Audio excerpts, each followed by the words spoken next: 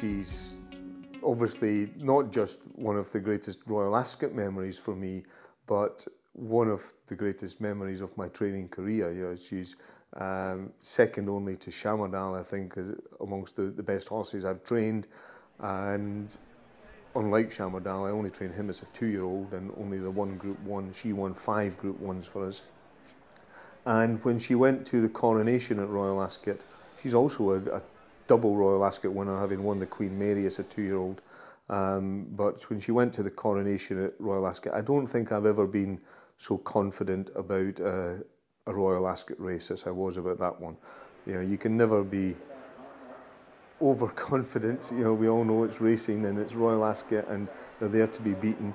There was a lot of people questioning, will Attraction go round the bend? She'd only ever run straight before that. But I felt at the time she was so far ahead of any other 3-year-old mile filly in Europe that I just couldn't see her being beaten. There were huge doubts going from 2 to 3. She'd had a terribly bad injury. You know, she'd fractured a pedal bone at the end of her 2-year-old career, and that would have paid to a lot of horses' careers. Particularly with her, because of the conformation of her front legs, which was so well known, there were grave doubts about whether she could come back at 3 or whether she should come back at 3.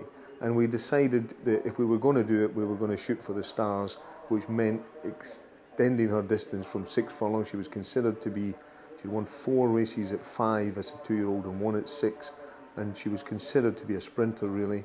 We were going to try and stretch that out and go for the guineas. We won the guineas, we won the Irish guineas, so going into the coronation we knew she stayed the mile, and I really couldn't see anything in the field that could beat her. Those that had run against her before, she beat them further, and I personally feel that was the best race of her career. And it's Attraction, she's clear. Attraction by 3 or 4 lengths. Majestic Desert and Red Bloom are giving chase. Well inside the final furlong, it's still Attraction by 3 lengths. Oh, this is a freak filly, a wonder filly. Attraction scores away to maintain her unbeaten record and wins the Coronation Stakes.